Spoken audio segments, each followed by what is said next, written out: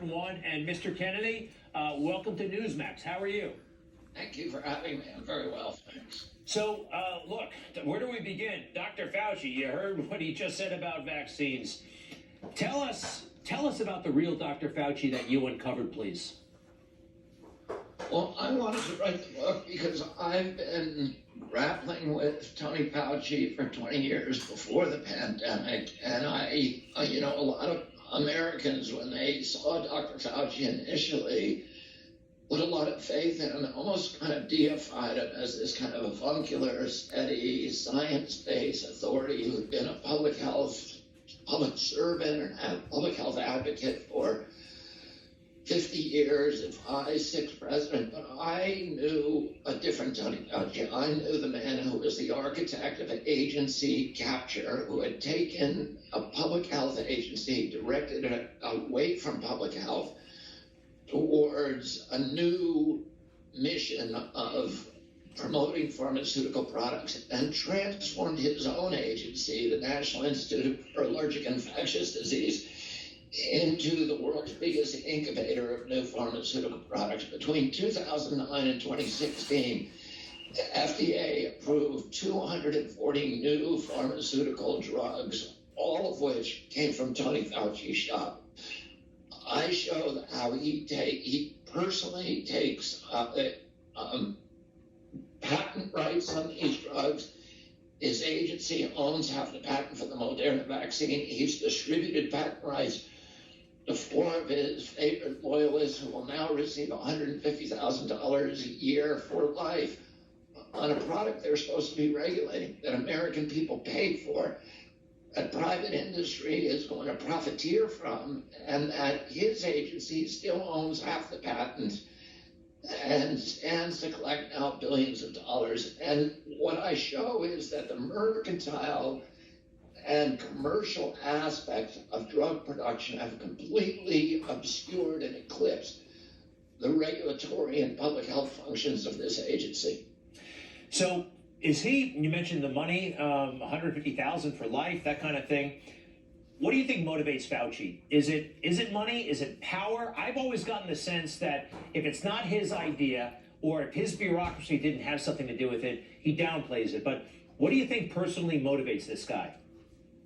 I don't go into his motivation. I don't try to look into his brain.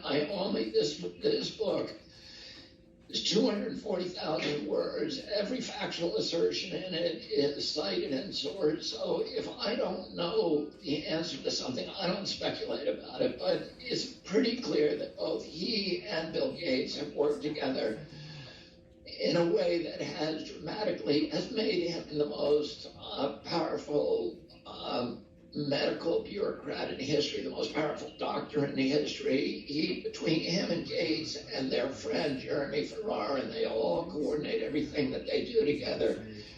Jeremy Farrar runs the Wellcome Trust, which is the UK version of the Bill and Melinda Gates Foundation. They control 61% of the biomedical research in the world. So if you are doing research on medicine on this planet today, your livelihood ultimately is dependent on Tony Fauci. And that's why you see this omerta. I show that virtually every virologist in the world, anybody who looked at the genome or the coronavirus 19, knew from the beginning that this was a lab-generated virus. But Tony Fauci, through his exercising his control and discipline over the entire virology community, was able to keep everybody silence for a year. If you go on CNN any night of the week and you see these doctors who are supposed to be independent doctors talking, people like Paul Offit, Peter Hotez, Stanley Perlman, Art Kaplan, they are not independent doctors. Virtually all those people are completely reliant on Tony Fauci for their annual income. The people who run the FDA panels that approve new drugs, they are not FDA employees. They are people who largely make their living from grants from Tony Fauci and Bill Gates. They aren't independent. They're part of this cabal of what they call principal investigators. controls the global narrative on public health, and as I show in the book, they are controlled and disciplined and manipulated by Tony Fauci.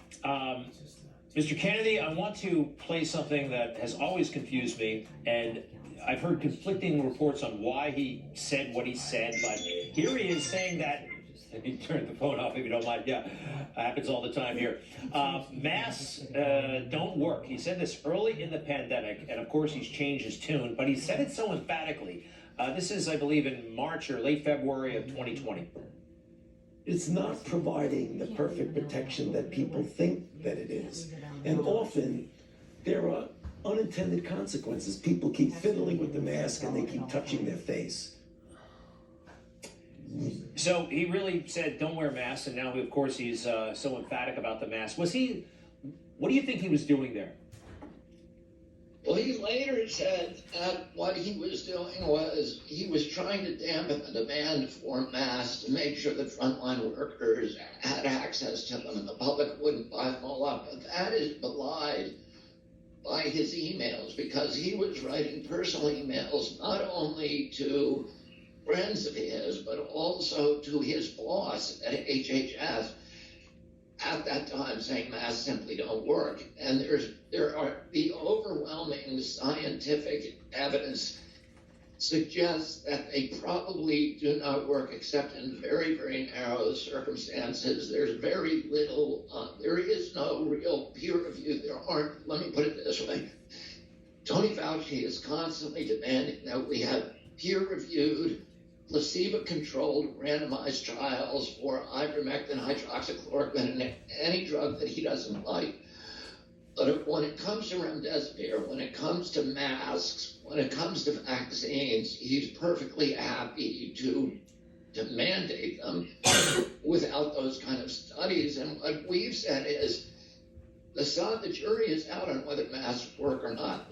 The overwhelming science right now suggests that they don't, but that science is not complete. And it may be that in some circumstances they do.